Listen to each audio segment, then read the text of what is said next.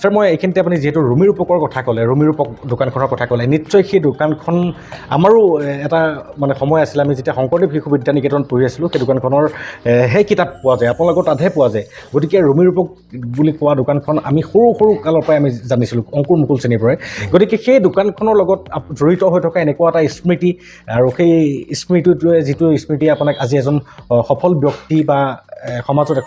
এজন সুদক্ষ ব্যক্তি হিচাপে গঢ় দিবলৈ সক্ষম হৈছে তেনেকুৱা এটা স্মৃতি ক'ব নেকি চাওক স্মৃতি বুলি ক'লেতো বহু কথা মনলৈ আহে হয় ৰুমি ৰূপক এটা অনুষ্ঠানলৈ পৰিণত হ'ল দিয়া হয় ছাৰ কাৰণ এতিয়া যে আজি চাই যে আমাৰ গোটেই ব্যৱসায়টোৰ লগত প্ৰত্যক্ষ বা পৰোক্ষ হিচাপে প্ৰায় 200তকৈ বেছি যুৱক ইয়াত জড়িত হৈ আছে আৰু প্ৰত্যেকৰে থলুৱা যুৱক ৰুমি ৰূপক প্ৰতিষ্ঠানখন আচলতে মই 1995 মানৰ পৰাহে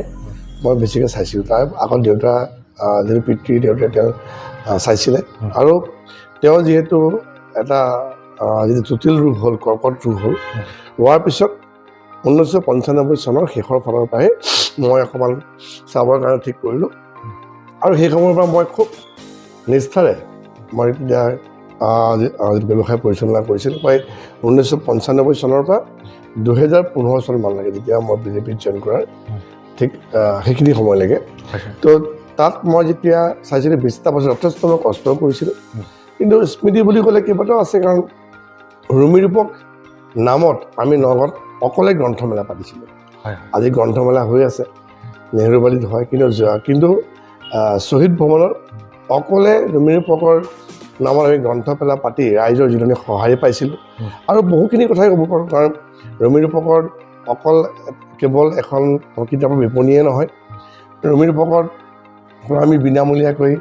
যিখিনি দুখীয়া ছাত্ৰ ছাত্ৰীক বিনামূলীয়া আমাৰ পাঠ্যপুথি প্ৰদানেই হওক বানপানীৰ সময়ত আমি যথেষ্ট ৰাইজক কিতাপৰ দি আমি সহায় কৰিছিলোঁ বা আমি ৰুমি ৰূপকৰ থ্ৰুদি আমি বহুতখিনি আমি যিখিনি আৰ্থিকভাৱে দুৰ্বল ব্যক্তিক আমি বিনামূলীয়াকৈ কম্পিউটাৰ শিক্ষা প্ৰদান কৰিছিলোঁ গতিকে আমি বিভিন্ন অকল যে বিপণী কেৱল কিতাপে বিক্ৰী হয় সেইটো নহয় আমি তাৰ যোগেদি আমি যথেষ্ট আমি সামাজিক কাম কৰি গৈছিলোঁ গতিকে তেনেকুৱা স্মৃতি বহুতো আছে আৰু বিশেষভাৱে যেতিয়া ব্যৱসায় বুলি ক'লে এনেকুৱা কেৱল এটাই ব্যৱসায় য'ত নেকি আপুনি ঘৰৰ প্ৰত্যেকৰে ব্যক্তি পঢ়িব পাৰে আজি যদি চাওঁ মই পঢ়িব পাৰোঁ মোৰ ল'ৰা বা মোৰ পত্নী এটা সন্মানজনক ব্যৱসায় আৰু সেই সময়ত যিহেতু দেউতাই হয়তো বেলেগ ব্যৱসায় চিন্তা কৰিব পাৰিলেহেঁতেন কিন্তু নকৰি পেলাই কিতাপৰ ব্যৱসায় কৰিলে তেওঁলোকে শিক্ষা প্ৰদান কৰিছিলে আৰু ময়ো সেই যিটো লাইনটো ভাল পাওঁ কিতাপ ভাল পাওঁ পঢ়ি ভাল পাওঁ অৱশ্যে আজিকালি বেছি সময় নাপাওঁ কিন্তু বিশেষভাৱে আমাৰ ৰুমি ৰূপকখনেই আমাৰ প্ৰথম চিনাকি বুলি ক'লেও ভুল কৰা নহ'ব আৰু সেই প্ৰতিষ্ঠানটোক মই যিমান পাৰোঁ মই ভালকৈ চলাই নিব বিচাৰোঁ যদি বিভিন্ন দিশত মই কাম কৰিছোঁ কিন্তু ৰুমি ৰূপকখন যাতে সদায় ৰাইজৰ আদৰৰ হৈ থাকে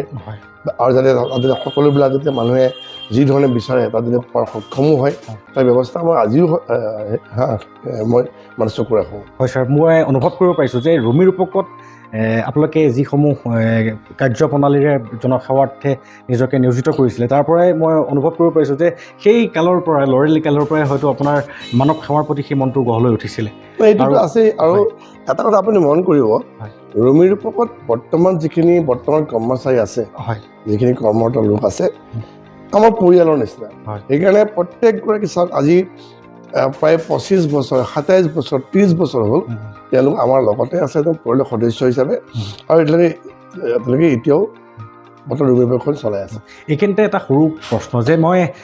বহুতে নাজানেও আৰু বহুতে জানেও ৰুমি ৰূপক এতিয়া ৰূপক বুলি কওঁতে আমাৰ ৰূপক শৰ্মা ডাঙৰীয়াৰ নামটো তাতে সংযোজন হৈ আছে এতিয়া ৰুমি বুলি কোৱা সেই মহিলাগৰাকীৰ আৰু আপোনাৰ সম্পৰ্ক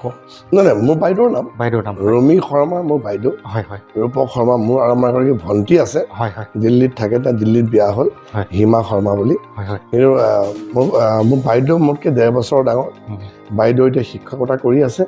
ডিমগুৰি স্কুলত ডিমগুৰি এম ই স্কুলত তেওঁলোকে শিক্ষকতা কৰি আছে